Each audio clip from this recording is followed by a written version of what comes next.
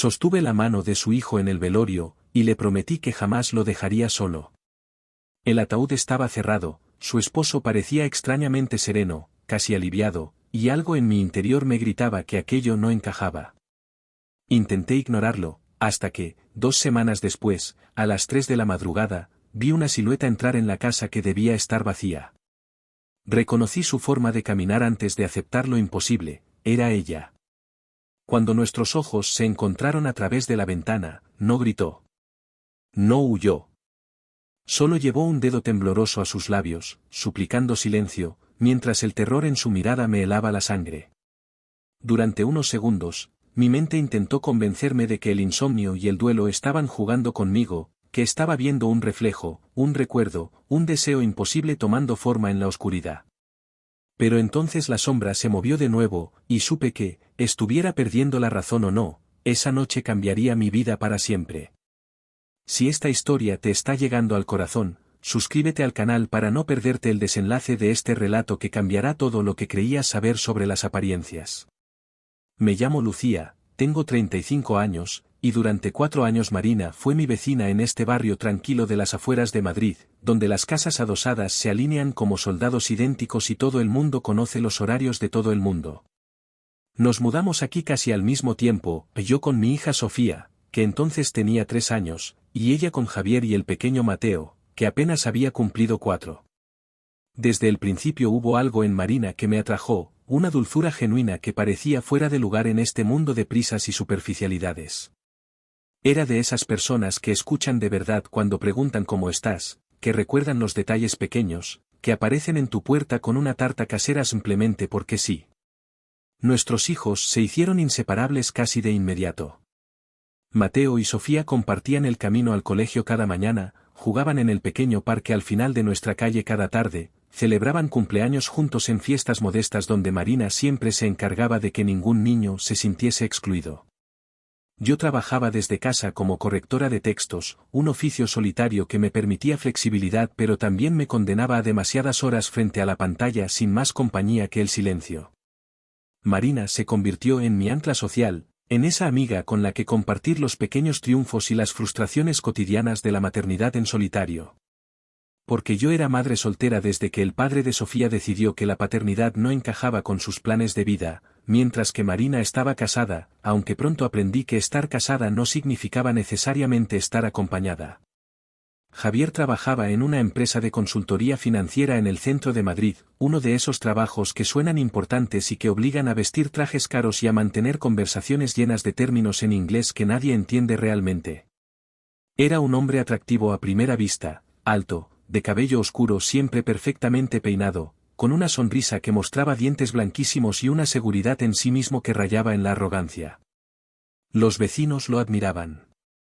En las reuniones de la comunidad siempre tenía opiniones firmes sobre todo, desde la gestión del presupuesto hasta el color con que deberían pintarse las fachadas.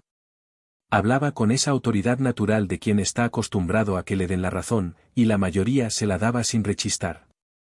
Pero yo notaba cosas que otros no veían. Notaba cómo Marina se encogía ligeramente cuando él entraba en una habitación, cómo su risa se volvía más forzada en su presencia, cómo elegía sus palabras con un cuidado excesivo cuando él estaba cerca. Notaba la forma en que Javier la corregía en público, siempre con una sonrisa, siempre con un tono que pretendía ser cariñoso pero que destilaba condescendencia. Cariño, creo que te equivocas en eso, Marina tiene mala memoria para los detalles, mi mujer es muy despistada, ya sabéis cómo son. Y notaba sobre todo cómo ella aceptaba esas correcciones sin defenderse, asintiendo con una sonrisa que nunca llegaba a sus ojos. Una tarde de abril, Marina apareció en mi puerta con una excusa poco convincente sobre necesitar azúcar para un bizcocho. Acepté la farsa y la invité a pasar.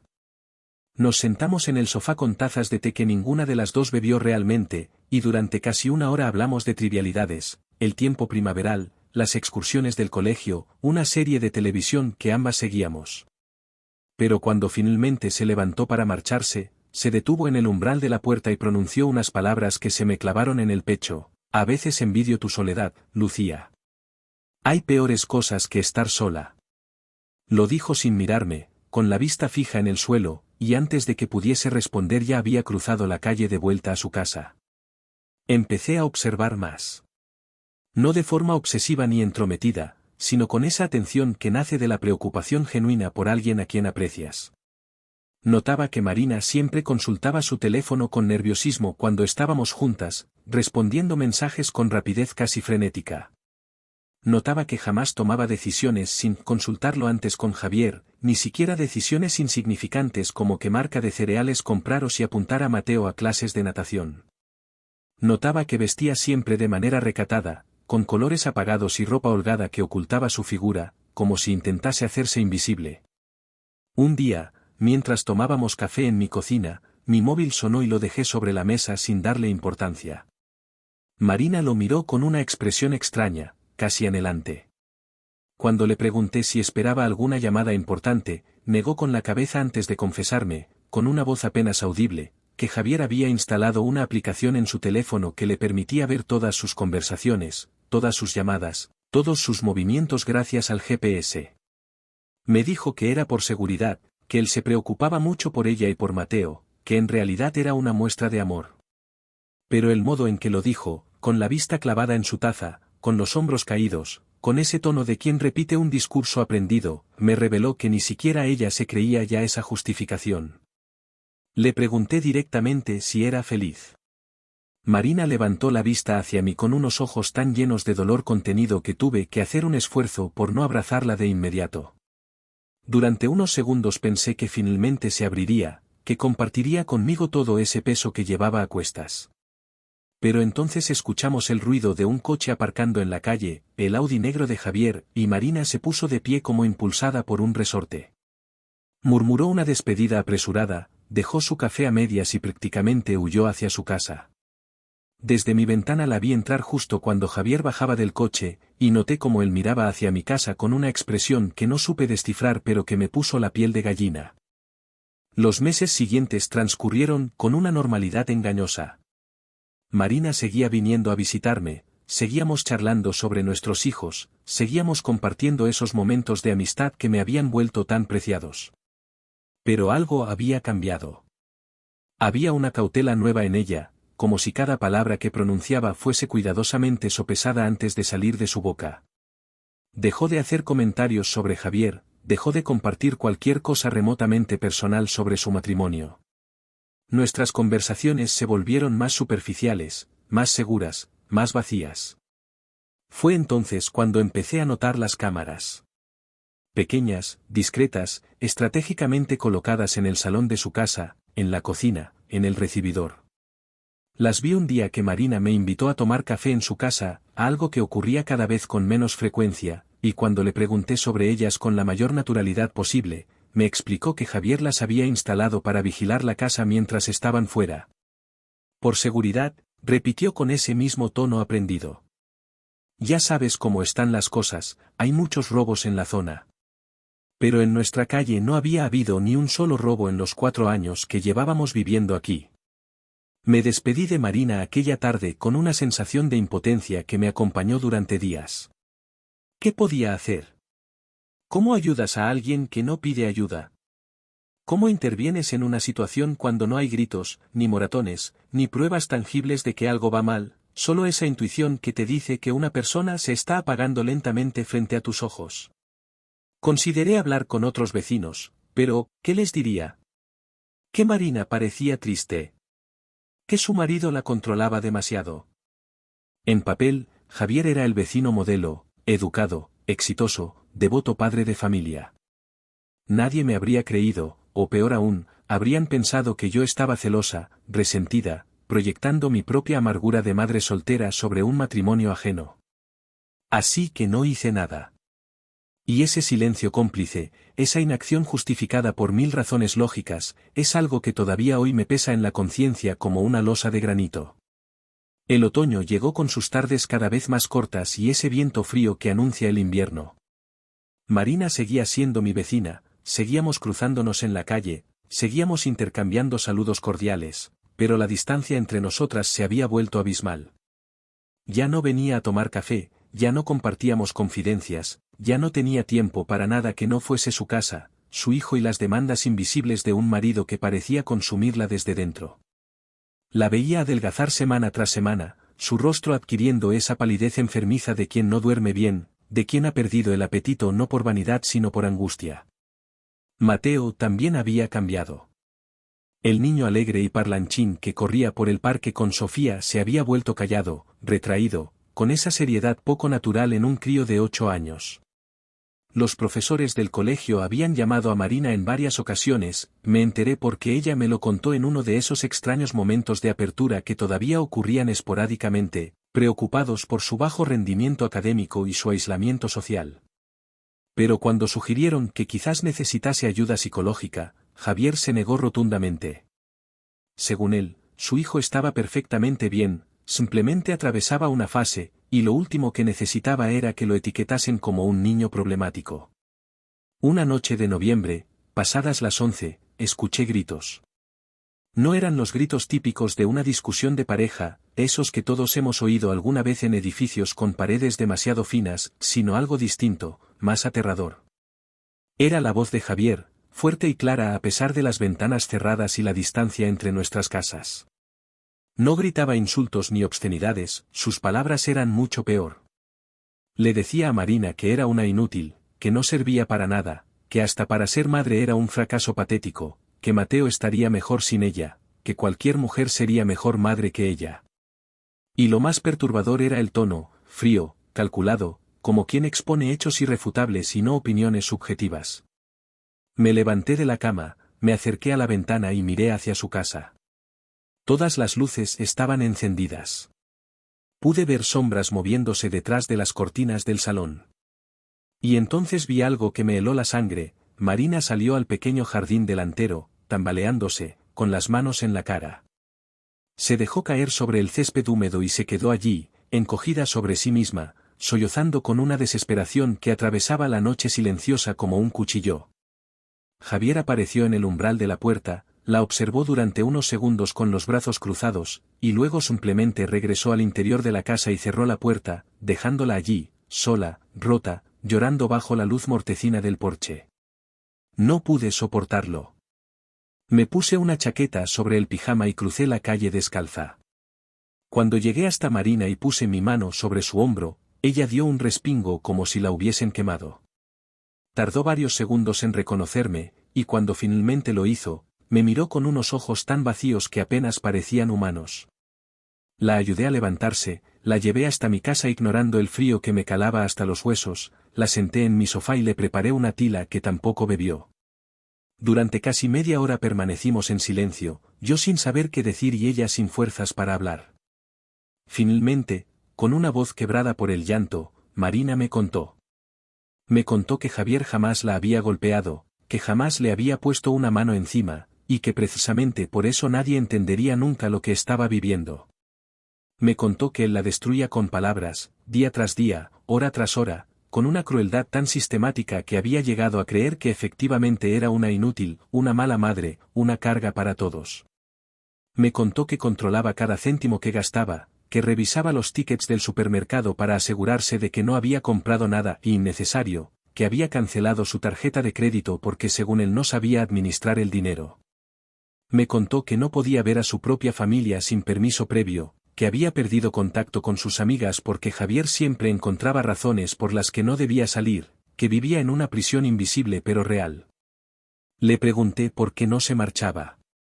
Marina me miró con una mezcla de pena y resignación antes de explicarme que lo había intentado una vez, hacía 6 meses. Había hecho las maletas a escondidas, había planeado irse a casa de su hermana en Sevilla con Mateo. Pero Javier lo descubrió gracias a esas malditas cámaras que todo lo veían. Y entonces, con esa calma escalofriante que lo caracterizaba, se sentó frente a ella en la mesa del comedor y le explicó con lujo de detalles lo que ocurriría si se atrevía a marcharse. Le dijo que tenía contactos, que conocía a los mejores abogados de familia de Madrid, que se aseguraría de que jamás volviese a ver a Mateo. Le dijo que testificaría que era una madre negligente, que sufría depresión severa, que representaba un peligro para el niño. Y le dijo algo más, algo que Marina apenas pudo repetirme entre sollozos, que si todo lo demás fallaba, la haría internar en una clínica psiquiátrica, que tenía un amigo psiquiatra que firmaría los papeles necesarios sin hacer preguntas, que la encerrarían y perderían la llave. Aquella noche comprendí que Marina estaba atrapada de una forma que ninguna ley, ningún juez, ningún trabajador social comprendería jamás. Porque su sufrimiento no dejaba marcas visibles, porque su cárcel no tenía barrotes que pudiesen fotografiarse, porque su verdugo no levantaba la voz en público ni mostraba su verdadero rostro excepto dentro de esas 4 paredes vigiladas por cámaras que solo él controlaba. Le dije que la ayudaría, que buscaríamos la forma, que no estaba sola. Marina negó con la cabeza, se secó las lágrimas y me pidió que olvidase esa conversación. Luego regresó a su casa a las 3 de la madrugada, y yo me quedé sentada en mi sofá hasta que amaneció, sintiéndome completamente impotente. Los días siguientes transcurrieron con normalidad aparente, pero algo había cambiado entre Marina y yo. Ahora compartíamos un secreto, una verdad que ninguna de las dos podía nombrar en voz alta pero que estaba siempre presente en cada mirada, en cada saludo, en cada conversación superficial sobre el tiempo o las tareas del colegio. Yo intentaba buscar información, contacté discretamente con asociaciones de ayuda a mujeres maltratadas, pero todas me decían lo mismo, sin pruebas de violencia física, sin amenazas documentadas, sin historial médico o policial, era su palabra contra la de él. Y la palabra de un ejecutivo respetado pesaba más que la de una mujer que por definición era demasiado sensible o exageraba las cosas. Una tarde de diciembre, apenas 2 semanas antes de Navidad, Marina vino a mi casa con una expresión extraña en el rostro. No era exactamente alegría ni esperanza, sino algo más inquietante, determinación. Se sentó en mi cocina, rechazó el café que le ofrecí y me dijo, con una voz que no admitía réplica, que había tomado una decisión. No me dijo cuál era esa decisión, no entró en detalles, simplemente me pidió que si alguna vez le ocurriese algo, y enfatizó ese, si alguna vez, de un modo que me puso la piel de gallina, cuidase de Mateo, me asegurase de que el niño supiera que su madre lo había amado más que a nada en este mundo. Le prometí que lo haría, aunque no entendía realmente qué me estaba pidiendo, y Marina se marchó dejando tras de sí una sensación de mal presagio que no pude quitarme de encima durante días. La semana antes de Navidad, Marina parecía distinta. Había algo en ella que no conseguía identificar, una especie de paz extraña, como si hubiese aceptado finalmente algo doloroso o hubiese tomado una decisión definitiva respecto a algo importante. Sonreía más, aunque sus sonrisas seguían sin alcanzar sus ojos. Pasaba más tiempo con Mateo, lo abrazaba con más frecuencia, lo miraba con una intensidad que parecía querer memorizar cada detalle de su rostro. Y una tarde, cuando nos cruzamos en el portal del colegio al recoger a nuestros hijos, me abrazó de forma impulsiva y me susurró al oído unas palabras que entonces no entendí pero que ahora resuenan en mi cabeza como una profecía: gracias por todo, Lucía. Gracias por haber sido mi amiga cuando más lo necesitaba. El 22 de diciembre, un viernes gris y lluvioso típico del invierno madrileño, recibí una llamada de Javier. Su voz sonaba tensa, quebrada, urgente. Me dijo que Marina había sufrido un accidente de tráfico en la A3, la autovía que lleva hacia Valencia. Me dijo que el coche había salido de la calzada a gran velocidad, que había chocado contra un árbol, que Marina había muerto en el acto. Me dijo todo esto con frases entrecortadas, como si le costase pronunciar las palabras, como si el dolor le estrangulase la garganta. Pero había algo en su tono, algo que no encajaba del todo, algo que mi instinto registró aunque mi mente racional lo descartase en ese momento. Colgué el teléfono y me quedé sentada en mi sofá durante no sé cuánto tiempo, incapaz de procesar la información, incapaz de aceptar que Marina, mi Marina, con su sonrisa frágil y sus ojos cansados, ya no existía. Sofía me encontró así, inmóvil, con las lágrimas rodando por mis mejillas sin que yo fuese siquiera consciente de estar llorando. Mi hija de 7 años, con esa sabiduría instintiva que tienen los niños, se sentó a mi lado y me abrazó sin hacer preguntas, simplemente ofreciéndome su presencia como consuelo. El velorio se celebró 2 días después, en un tanatorio impersonal de las afueras. Llegué con Sofía cogida de la mano, vestidas ambas de negro, y lo primero que noté fue la cantidad de gente que había acudido. Vecinos, compañeros de trabajo de Javier, padres del colegio de Mateo, conocidos que probablemente apenas habían cruzado 2 palabras con Marina en vida pero que ahora se sentían obligados a presentar sus respetos. El ataúd estaba cerrado, me explicaron que el impacto había sido demasiado violento, que era mejor recordarla como era, y sobre él descansaba una fotografía de Marina sonriendo, una de esas fotos forzadas que te toman para el DNI y que jamás reflejan realmente cómo eres. Busqué a Mateo con la mirada y lo encontré sentado en una esquina, solo, con su pequeño traje negro que le quedaba ligeramente grande y una corbata que alguien le había anudado mal. Me acerqué a él, me arrodillé a su altura y le cogí las manos. Estaban heladas. El niño me miró con unos ojos que ya no eran de niño, que habían envejecido décadas en cuestión de días, y simplemente dejó que lo abrazase mientras su cuerpecito temblaba contra el mío. No lloró. Ni una sola lágrima. Y eso me preocupó más que si hubiese estado desconsolado. Pero lo que realmente me perturbó, lo que hizo que una alarma ensordecedora empezase a sonar en algún lugar profundo de mi cerebro, fue observar a Javier. Circulaba entre los asistentes con una copa de vino en la mano, estrechando manos, aceptando condolencias, conversando en voz baja con unos y otros. Y sonreía.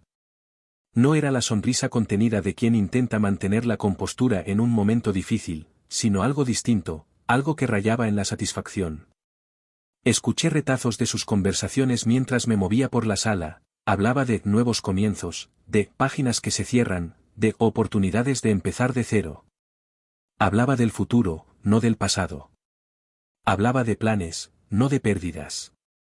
Me acerqué a él en un momento en que estaba relativamente solo, junto a la mesa donde habían dispuesto café y pastas que nadie tocaba. Le expresé mis condolencias con las palabras huecas que se supone que debes decir en estas situaciones. Javier me dio las gracias con una sonrisa que no llegaba a sus ojos, aunque por razones completamente distintas a las de Marina, y entonces añadió algo que me dejó helada. Me dijo que en cierto modo era un alivio, que Marina había estado muy deprimida últimamente, que temía que hiciese alguna locura, que al menos ahora Mateo y él podrían seguir adelante sin esa carga emocional constante. Usó exactamente esas palabras, carga emocional constante.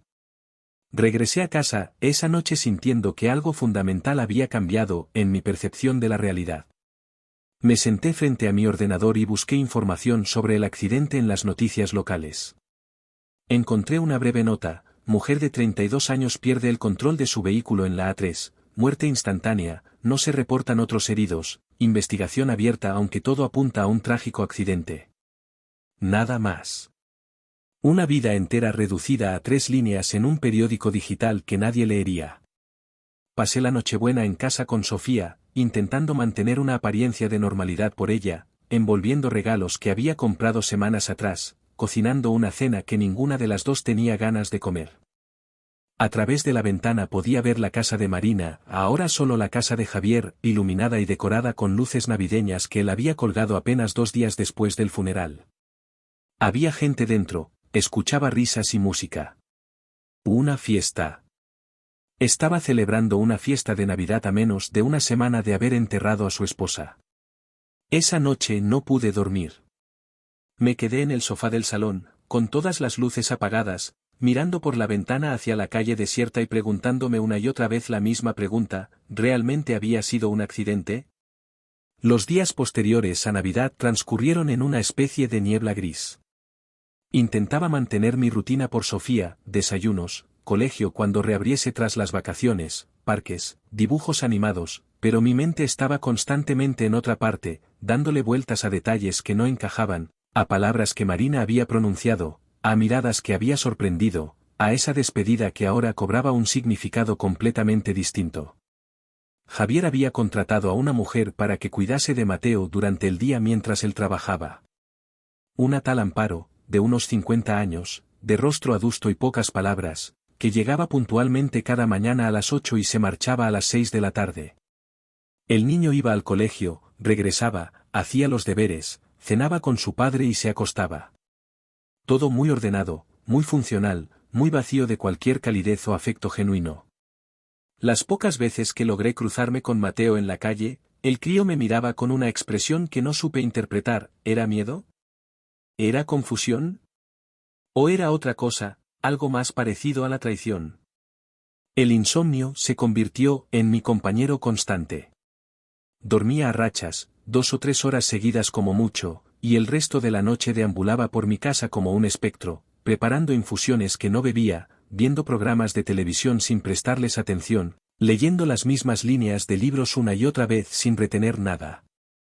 Mi trabajo comenzó a resentirse, dejaba pasar errores evidentes en los textos que corregía, incumplía plazos, ignoraba emails de clientes. Pero no me importaba. Nada parecía importar ya. Fue durante una de esas noches interminables, concretamente la del martes 8 de enero, cuando todo cambió.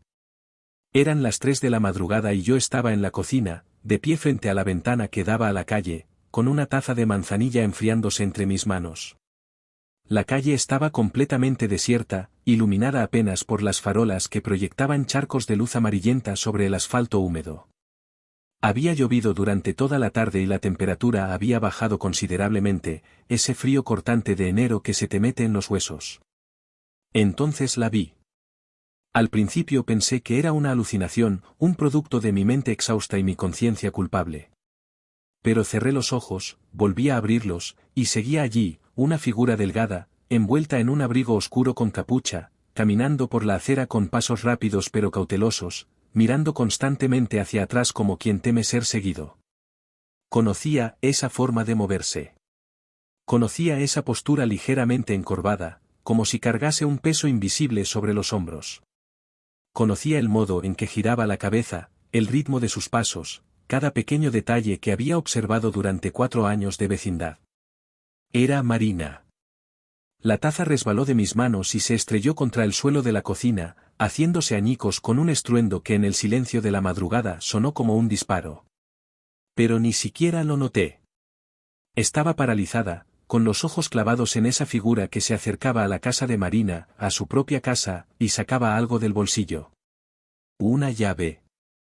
Insertó la llave en la cerradura con manos temblorosas, miró una última vez a su alrededor, y desapareció en el interior. Tardé varios segundos en reaccionar. Mi cerebro intentaba procesar lo imposible, trataba de encontrar una explicación lógica para lo que acababa de presenciar. ¿Una hermana gemela de la que Marina nunca había hablado? ¿Alguien que se parecía mucho a ella y tenía llaves de su casa? ¿Me había quedado dormida frente a la ventana y esto era un sueño? Pero sabía, con esa certeza visceral que va más allá de la razón, que no era ninguna de esas cosas. Era Marina. Marina viva. Marina que supuestamente había muerto hacía 17 días en un accidente de tráfico en la A3. No pensé. Simplemente actué. Me calcé las zapatillas de estar por casa, me puse un abrigo sobre el pijama y salí a la calle. El frío me golpeó como una bofetada pero apenas lo sentí. Crucé la calle con el corazón latiéndome tan fuerte en el pecho que temí que pudiese escucharse a metros de distancia. Me acerqué a la casa, ahora completamente a oscuras, y rodeé hasta la ventana lateral del salón, donde sabía que había una pequeña separación entre las cortinas que permitía ver el interior. Pegué mi rostro al cristal helado y miré dentro. La escena que vi quedará grabada en mi retina hasta el día de mi muerte. Marina estaba arrodillada en el suelo del salón, iluminada apenas por la luz que entraba desde la cocina. Frente a ella, también de rodillas, estaba Mateo en pijama, con los ojos enormemente abiertos, entre el terror y la confusión absoluta. Marina le sujetaba el rostro entre las manos, le hablaba con urgencia desesperada, moviendo los labios en un susurro que yo no podía escuchar pero cuya intensidad podía sentir incluso a través del cristal. El niño negaba con la cabeza, lágrimas rodando por sus mejillas, y Marina asentía una y otra vez, como intentando convencerle de algo crucial, algo que dependía de que él la creyese, de que confiase en ella una última vez. Fue entonces cuando Marina giró la cabeza, como si hubiese sentido mi presencia. Nuestros ojos se encontraron a través del cristal. Durante un instante que pareció eterno permanecimos así, mirándonos, y en su rostro vi desfilar una sucesión de emociones, sorpresa, miedo, pánico, y finalmente, resignación. No gritó. No intentó esconderse. Simplemente se puso de pie muy despacio, como si cada movimiento le costase un esfuerzo sobrehumano, caminó hacia la ventana, levantó un dedo tembloroso hasta sus labios y me suplicó en silencio. Sus ojos, esos ojos castaños que había visto cansados, tristes, apagados pero nunca así, me rogaban con una desesperación absoluta que guardase silencio, que no dijese nada, que simplemente me diese la vuelta y fingiese que no había visto nada. Y en esos ojos también vi terror puro. No el miedo abstracto a ser descubierta, sino algo mucho más primario, el terror animal de una presa acorralada, de alguien que sabe que su vida y la de su hijo penden de un hilo finísimo que cualquier movimiento en falso puede romper. Asentí. No sé por qué, no lo pensé, simplemente asentí. Marina cerró los ojos durante un segundo, como aliviada, y entonces señaló hacia la puerta trasera de su casa, la que daba al pequeño jardín posterior. Me estaba pidiendo que fuese allí. Que hablásemos. Que me explicase. Rodeé la casa con piernas que apenas me sostenían. La puerta trasera se abrió antes de que llegase hasta ella, y una mano, la mano de Marina, cálida y real y viva, me agarró del brazo y me metió dentro con un movimiento brusco. Cerró la puerta tras de mí, echó el pestillo, y durante unos segundos nos quedamos así, en la oscuridad de su cocina, escuchando nuestras respiraciones agitadas. Marina encendió una pequeña luz sobre la encimera, apenas un hilo amarillento que dejaba la mayor parte de la cocina en penumbra. Bajo esa luz mortecina pude verla bien por primera vez, y lo que vi me rompió el corazón. Había adelgazado tanto que parecía una versión fantasmal de sí misma. Tenía el cabello más corto, teñido de un tono más oscuro, y su rostro mostraba el agotamiento de quien ha vivido demasiado en demasiado poco tiempo. Vestía ropa que jamás le había visto usar, vaqueros desgastados, una sudadera negra demasiado grande, deportivas baratas. Parecía una fugitiva. Porque eso era exactamente lo que era. Me miró durante largo rato antes de hablar, como si buscase las palabras adecuadas o evaluase si podía confiar en mí. Finalmente, con una voz apenas audible, pronunció las palabras que confirmaron todas mis sospechas: no morí en ese accidente, Lucía. Yo lo planeé todo. Necesitaba que todos creyesen que había muerto. Era la única forma de escapar de él. Le temblaban las manos mientras hablaba, entrelazando y desentrelazando los dedos en un gesto nervioso que delataba el estado de sus nervios. Me contó entonces, en susurros apresurados, mirando constantemente hacia las escaleras donde Mateo seguía en su habitación, toda la verdad que había mantenido oculta durante semanas. Había planeado su propia muerte durante meses. Había ahorrado dinero céntimo a céntimo, guardando el cambio de la compra, vendiendo discretamente algunas joyas que había heredado de su abuela, pidiendo prestado a su hermana con excusas inventadas. Había contactado con una mujer, una tal Sonia, que había pasado por una situación similar y dirigía una red clandestina de ayuda a mujeres que necesitaban desaparecer. Sonia le había explicado que no bastaba con marcharse, Javier tenía recursos, contactos, obsesión suficiente como para encontrarla estuviese donde estuviese si simplemente huía. Necesitaba que él creyese que ya no era una amenaza, que había dejado de existir. Solo la muerte la haría verdaderamente libre. El plan había sido complejo y arriesgado. Sonia le había conseguido los documentos de una mujer, una tal Laura Moreno, de edad y físico similar al suyo, que había muerto hacía 2 años en Barcelona de una sobredosis.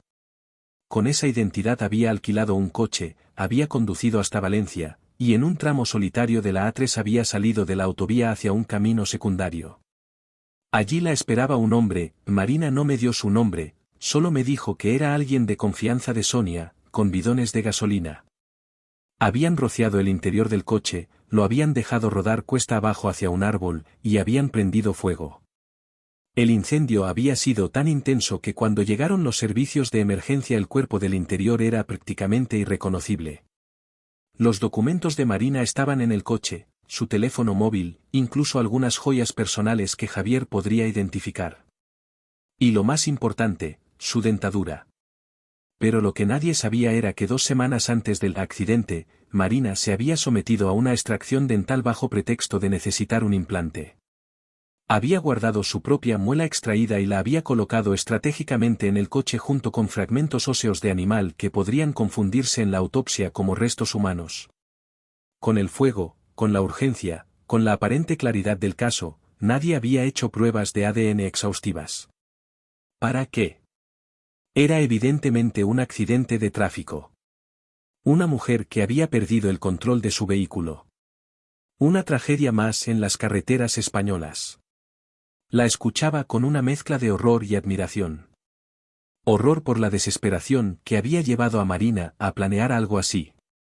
Admiración por el coraje y la determinación que había demostrado. Pero había algo que no encajaba en su relato, algo que hacía que mi estómago se retorciese en nudos cada vez más apretados. Le pregunté lo que más temía preguntar, ¿y Mateo? ¿Por qué dejaste a Mateo? Marina se derrumbó entonces. Literalmente se desplomó contra la pared y se deslizó hasta quedar sentada en el suelo, con la cabeza entre las rodillas, sollozando con una intensidad que hacía temblar todo su cuerpo.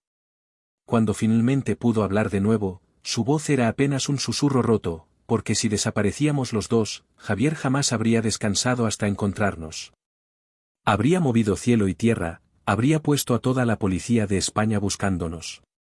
Pero si yo moría, si yo ya no era una amenaza, pensé que quizás Mateo estaría a salvo. Pensé que Javier lo criaría como un padre normal, que sin mí de por medio el niño tendría una oportunidad de ser feliz. Le dije que era una locura, que Javier jamás sería un buen padre, que Mateo necesitaba a su madre. Marina levantó el rostro hacia mí, y en sus ojos vi algo peor que el terror, vi culpa, arrepentimiento, y un dolor tan profundo que ninguna palabra podría describirlo adecuadamente. Me confesó que no había pasado un solo día sin que se arrepintiese de su decisión, que cada noche se despertaba gritando de las pesadillas donde veía a Mateo buscándola, llamándola, preguntándose por qué su madre lo había abandonado. Me dijo que había intentado mantenerse alejada, que había intentado empezar una nueva vida en Portugal con la identidad falsa que Sonia le había proporcionado, pero que no podía. Simplemente no podía vivir sabiendo que su hijo estaba sufriendo y ella no hacía nada. Por eso había regresado. Por eso se había arriesgado a volver a Madrid, a entrar en la casa que técnicamente ya no era suya, a ver a un niño que probablemente la odiaba por haberlo abandonado. Había estado vigilando desde lejos durante más de 2 semanas, estudiando las rutinas de Javier, esperando el momento perfecto. Y esa noche, cuando vio que Javier tenía una cena de negocios que lo mantendría fuera hasta tarde y Amparo se había marchado puntual como siempre, había reunido el coraje suficiente para entrar y ver a Mateo una última vez. Le pregunté qué pensaba hacer ahora.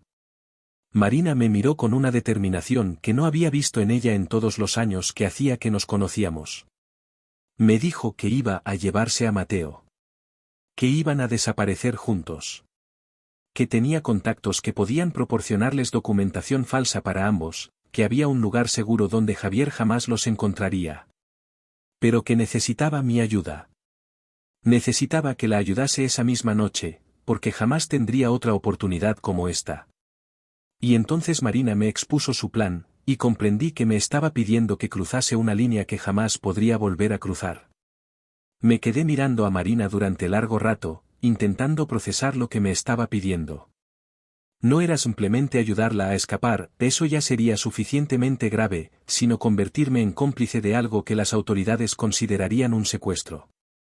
Porque a ojos de la ley, de la sociedad, de cualquier persona que no conociese la verdad completa, Mateo era un niño huérfano de madre que iba a ser arrancado de su hogar y de su padre por una mujer que técnicamente estaba muerta. Marina debió ver la duda en mi rostro porque se puso de pie con dificultad, se acercó a mí y me cogió las manos con una fuerza desesperada. Me habló entonces del infierno silencioso que había sido su vida durante los últimos años. Me habló de noches enteras sin dormir porque Javier entraba en la habitación solo para despertarla cada 2 horas y decirle que roncaba, que no lo dejaba descansar, que era una egoísta. Me habló de comidas donde él criticaba cada bocado que ella se llevaba a la boca, diciéndole que estaba engordando, que se estaba descuidando, que ya no era atractiva. Me habló de momentos donde Javier le gritaba delante de Mateo que era una inútil, una mala madre, y luego se giraba hacia el niño y le preguntaba si no era verdad que su madre era tonta, ¿verdad Mateo? ¿Verdad que mamá no sirve para nada? Me habló sobre todo de cómo Javier estaba comenzando a hacer lo mismo con Mateo. Cómo había empezado a criticar cada dibujo que el niño hacía, cada nota que traía del colegio, cada palabra que pronunciaba. Cómo le decía que era débil, que lloraba demasiado, que parecía una niña. Cómo estaba moldeando a ese niño dulce y sensible en una réplica de sí mismo, fría, cruel, incapaz de empatía. Y Marina sabía que si no lo sacaba de allí pronto, Mateo se perdería para siempre, se convertiría en el mismo tipo de hombre que había destruido a su madre. Le pregunté por qué no podía simplemente denunciar a Javier, explicar la verdad. Marina soltó una risa amarga, sin humor, que sonó más a sollozo. Me dijo que había fingido su propia muerte, que había quemado un coche con restos mortales dentro para simular un accidente, que había vivido durante semanas con una identidad falsa. Le dije que eso podía explicarse, que las circunstancias extremas justificaban medidas extremas, que cualquier juez entendería. Pero Marina negó con la cabeza, y en su mirada vi un conocimiento amargo de cómo funciona realmente el mundo. Me explicó que si se presentaba ahora diciendo la verdad, lo primero que ocurriría es que sería arrestada por fraude, falsificación de documentos, simulación de delito. Javier contrataría a los mejores abogados, presentaría su caso como el de un hombre traumatizado cuya esposa mentalmente inestable lo había engañado cruelmente, haciéndole creer que había muerto, traumatizando a su hijo con el dolor de perderla. Hablaría de su depresión, de sus episodios de inestabilidad emocional, de cómo siempre había temido que hiciese algo extremo. Y tendría razón en parte, Marina había hecho algo extremo. La diferencia era que había tenido razones extremas para hacerlo, pero esas razones serían invisibles para cualquier tribunal que solo viese pruebas concretas, no sutilezas psicológicas. En el mejor de los casos, pasaría años en la cárcel y perdería cualquier posibilidad de custodia de Mateo.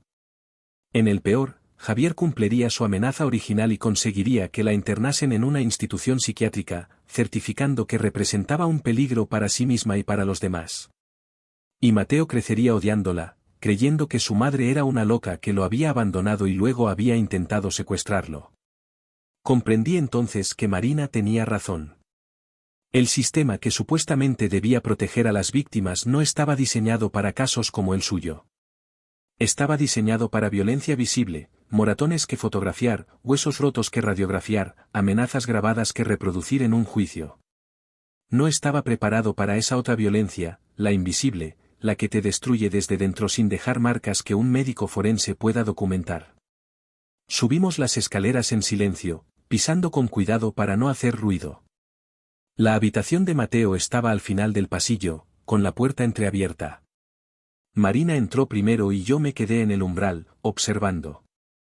El niño estaba sentado en su cama, todavía vestido con el pijama, con los ojos rojos de tanto llorar pero ya sin lágrimas, como si se le hubiesen agotado. Cuando vio entrar a su madre seguida de mí, su expresión se endureció con una desconfianza que me partió el corazón. Marina se arrodilló frente a él y comenzó a hablarle. Le explicó que no había tenido otra opción, que fingir su muerte había sido la única manera de mantenerlo a salvo, que jamás, ni un solo segundo, había dejado de amarlo. Le dijo que sabía que era difícil de entender, que probablemente la odiaba en ese momento, que tenía todo el derecho del mundo a sentirse traicionado y abandonado. Pero le suplicó que la escuchase, que le diese una oportunidad de explicarle todo cuando fuesen mayores, cuando pudiese comprender las razones que una madre tiene para hacer cosas que parecen incomprensibles. Le dijo que iban a marcharse juntos, esa misma noche, a un lugar donde estarían a salvo.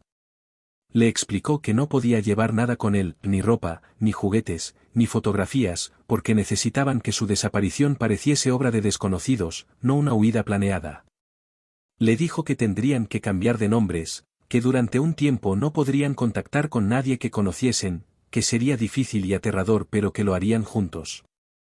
Mateo escuchaba todo esto con un rostro inexpresivo, y cuando Marina terminó de hablar, el niño pronunció las palabras que más temía pronunciar, ¿y papá? La pregunta flotó en el aire cargado de la habitación.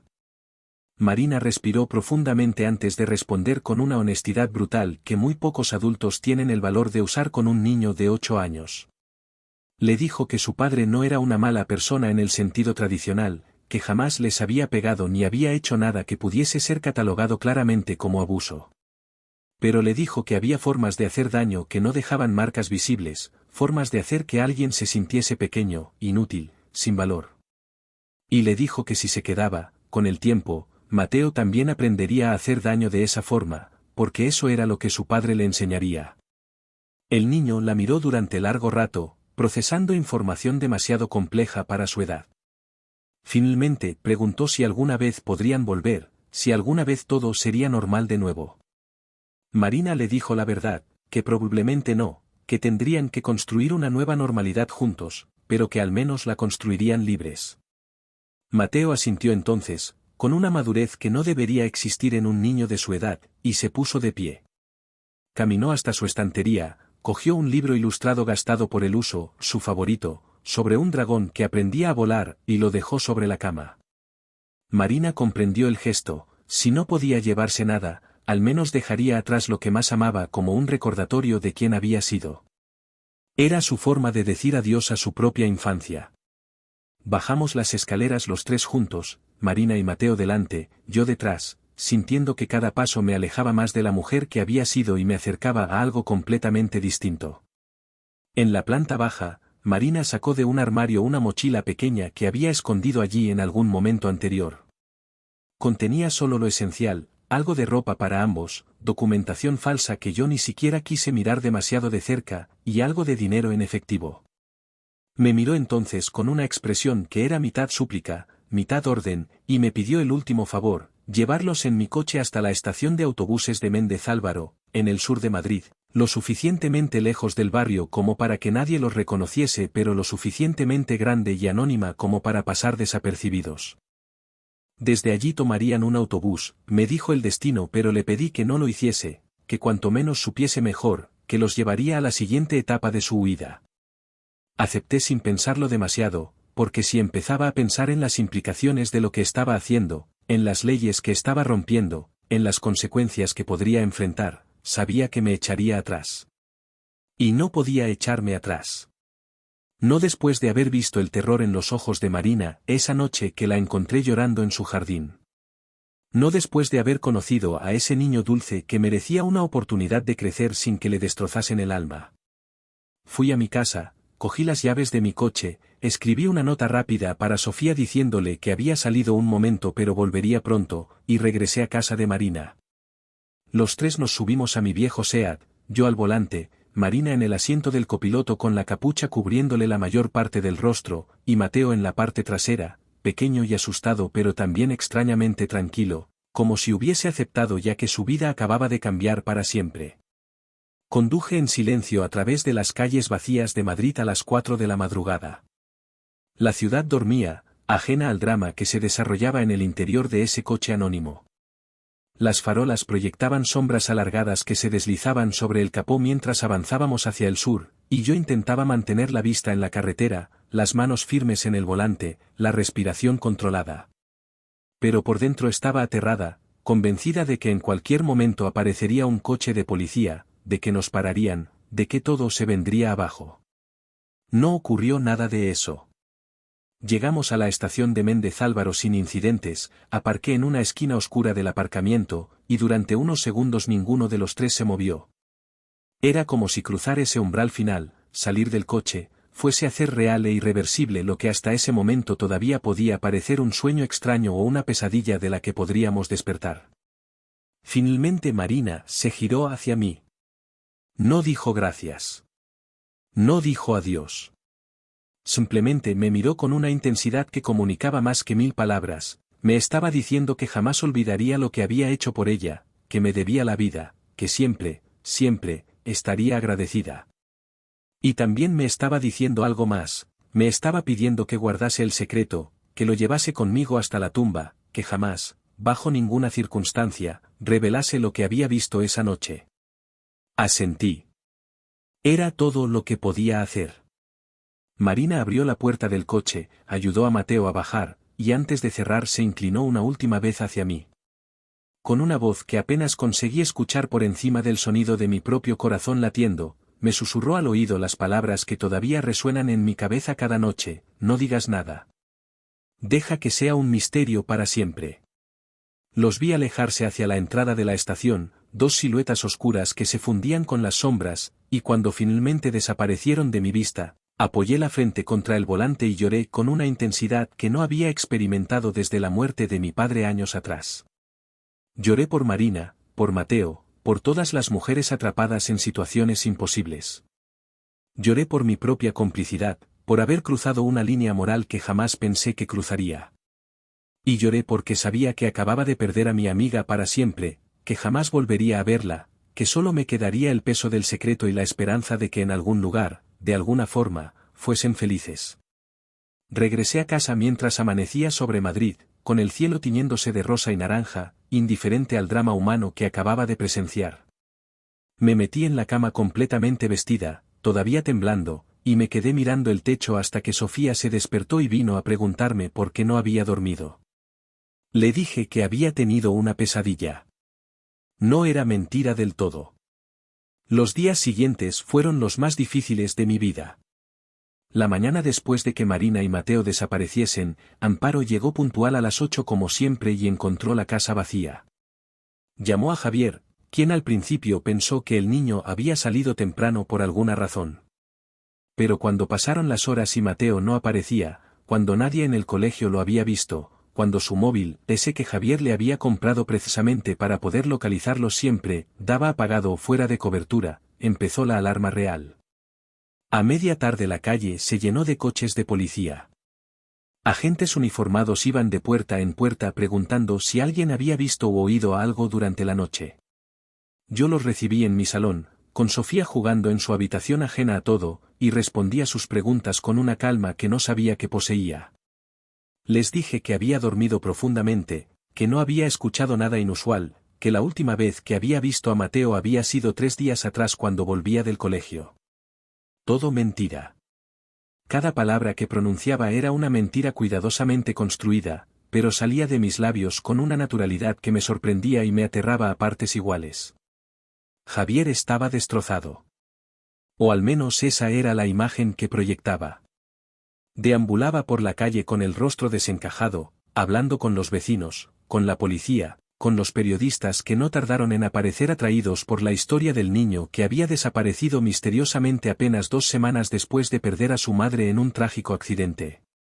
Lloraba en las entrevistas que daba para los informativos locales, suplicaba que le devolvieran a su hijo, ofrecía recompensas que iban aumentando con cada día que pasaba. Los primeros días viví con el terror constante de que algo saliese mal, de que alguien hubiese visto mi coche salir a esas horas de la madrugada, de que alguna cámara de seguridad me hubiese grabado, de que Marina o Mateo fuesen reconocidos en algún control. No dormía, apenas comía, cada vez que sonaba el timbre de mi puerta el corazón me daba un vuelco pensando que era la policía viniendo a arrestarme. Pero no pasó nada. Los días se convertían en semanas y la investigación policial no avanzaba. No había pistas, no había testigos, no había nada. Mateo simplemente se había desvanecido como si nunca hubiese existido. La teoría oficial que manejaba la policía era la de un secuestro por parte de desconocidos, probablemente una red de trata de menores. Revisaron todas las cámaras de seguridad de la zona, entrevistaron a conocidos sexuales registrados en un radio de 50 kilómetros, investigaron casos similares buscando patrones.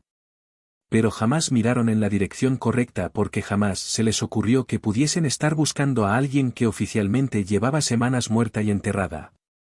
Javier contrató a un detective privado, un hombre serio de mediana edad que también vino a interrogarme de forma más exhaustiva que la policía. Sus preguntas eran más incisivas, más personales. Me preguntó sobre mi relación con Marina, sobre si había notado algo extraño en ella antes de morir, sobre si conocía a alguien que pudiese tener rencor hacia Javier. Mantuve mi versión sin desviarme ni un ápice. Marina había sido mi amiga, una mujer dulce que no merecía lo que le había ocurrido, y su muerte me había afectado profundamente. Sobre Javier, dije lo que todo el mundo sabía, que era un padre devoto, un vecino respetable, que no comprendía quién podría querer hacerle daño de esta manera tan cruel. El detective me miró durante largo rato después de esa respuesta, como si intentase leer algo en mi expresión que mis palabras no revelaban. Finalmente se puso de pie, me dio su tarjeta por si recordaba algo importante, y se marchó. No volvió. Los meses pasaron. Los carteles con la foto de Mateo empezaron a aparecer por todo Madrid, en farolas, en escaparates de comercios, en estaciones de metro. Su carita sonriente mirándome desde cada esquina, recordándome constantemente lo que había hecho, el secreto que cargaba.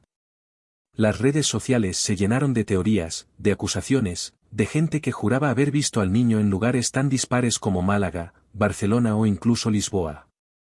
Cada avistamiento resultaba ser falso, cada pista llevaba a un callejón sin salida. Javier se convirtió en una figura mediática. Aparecía regularmente en programas de televisión, en entrevistas de prensa, siempre con el mismo discurso, un padre destrozado que suplicaba por el regreso de su hijo. Creó una fundación para la búsqueda de niños desaparecidos, dio charlas en colegios sobre seguridad infantil, se convirtió en un activista respetado. Y yo lo veía todo desde la distancia, sabiendo la verdad que él jamás conocería, sintiendo una mezcla de asco y algo parecido a la lástima. Porque en cierto modo, Javier también era víctima de su propia incapacidad para ver el daño que causaba, para comprender que sus acciones tenían consecuencias. Poco a poco la vida regresó a una apariencia de normalidad. Los coches de policía dejaron de frecuentar nuestra calle, los periodistas encontraron otras historias que cubrir, los vecinos dejaron de hablar constantemente del tema. Javier se quedó solo en esa casa demasiado grande, rodeado de recuerdos de una familia que ya no existía. Algunos fines de semana venía su madre a visitarlo, una señora mayor que caminaba encorvada por el peso de la pena. Yo la saludaba cuando nos cruzábamos, intercambiábamos algunas palabras educadas sobre el tiempo o sobre cómo estaban llevando la situación, y luego cada una seguía su camino. Vendió la casa un año después. No soportaba seguir viviendo allí, me confesó el día que vino a despedirse. Cada habitación le recordaba a Mateo, cada objeto contenía memorias que lo destrozaban. Se mudaba a Valencia, empezaba de cero en una ciudad donde nadie conocía su historia, donde podía simplemente ser uno más. Le deseé suerte con sinceridad. No era un buen hombre, pero tampoco era el monstruo absoluto que parte de mí quería que fuese. Era simplemente un hombre roto de formas que él mismo no comprendía, incapaz de ver cómo su necesidad de control había destruido todo lo que supuestamente amaba. Yo también cambié. El peso del secreto modificó algo fundamental en mi forma de estar en el mundo. Me volví más cautelosa, más reservada, menos propensa a confiar o a abrirme con otros. Sofía notó el cambio en mí aunque jamás comprendió su origen. Un día, cuando tenía 11 años, me preguntó directamente qué había pasado realmente con Mateo, porque parecía que yo sabía algo que los demás no sabían. Le dije la verdad a medias, que algunas cosas en la vida eran complicadas, que los adultos a veces tenían que tomar decisiones difíciles cuyos motivos no siempre podían ser explicados, y que había cosas que era mejor no saber. No pareció satisfecha con la respuesta pero no insistió. Pasaron los años. 3, luego 5, luego 7. La historia de Mateo pasó de ser noticia de primera plana a mención ocasional en programas sobre misterios sin resolver. Su foto envejecida digitalmente aparecía de vez en cuando en las redes sociales, mostrando cómo podría verse a los 11, a los 13, a los 15 años. Pero nadie lo encontró. Nadie supo jamás qué le había ocurrido realmente a aquel niño que simplemente se desvaneció en la noche. Yo guardé el secreto como Marina me había pedido. Jamás le conté a nadie, ni a mi mejor amiga, ni a mi hermana, ni siquiera a las terapeutas a las que acudí durante los años posteriores intentando procesar el peso de la culpa, lo que realmente había pasado aquella madrugada de enero. El secreto vivía en mí como una segunda piel, invisible pero siempre presente, recordándome constantemente que hay verdades que no pueden ser compartidas sin destruir vidas. ¿Me arrepiento? Es la pregunta que me he hecho miles de veces durante todos estos años. La respuesta no es simple. Me arrepiento de que Marina se viese forzada a tomar medidas tan extremas. Me arrepiento de un sistema que no supo protegerla cuando más lo necesitaba. Me arrepiento de mi propia ceguera durante tanto tiempo, de no haber visto antes la profundidad de su sufrimiento. Pero no me arrepiento de haberla ayudado esa noche. No me arrepiento de haber elegido creer en su palabra por encima de las apariencias. No me arrepiento de haber dado a una madre y a su hijo la posibilidad de ser libres. Algunas noches, cuando el insomnio me visita como lo hacía en aquellos primeros meses después de la desaparición, me permito imaginar dónde estarán. Me los imagino en algún pueblo pequeño de Portugal, o quizás en el sur de Francia, viviendo bajo nombres diferentes, construyendo memorias nuevas. Me imagino a Mateo creciendo, convirtiéndose en un adolescente y luego en un joven adulto, libre de la sombra tóxica que su padre proyectaba. Me imagino a Marina finalmente en paz, finalmente capaz de dormir sin miedo, de reír sin que ese sonido suene a disculpa.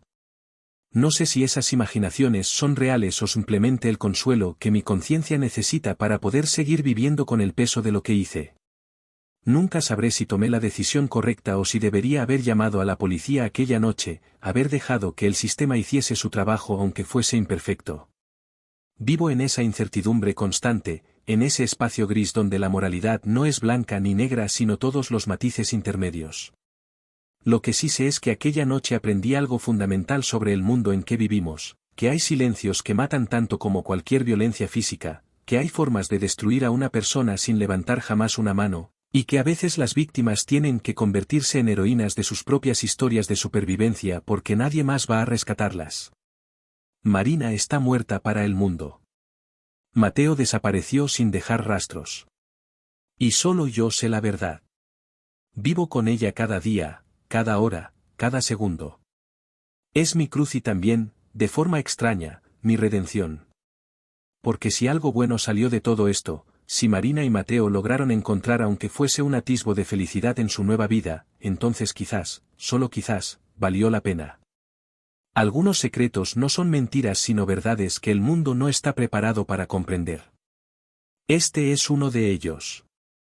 Y lo llevaré conmigo hasta el día en que muera, sabiendo que hice lo único que mi conciencia me permitía hacer, elegir la humanidad por encima de la ley, elegir la compasión por encima de la corrección, elegir creer que a veces la justicia verdadera existe fuera de los tribunales y las normas. Marina está viva. Mateo está vivo. Y en algún lugar, espero, finalmente son libres.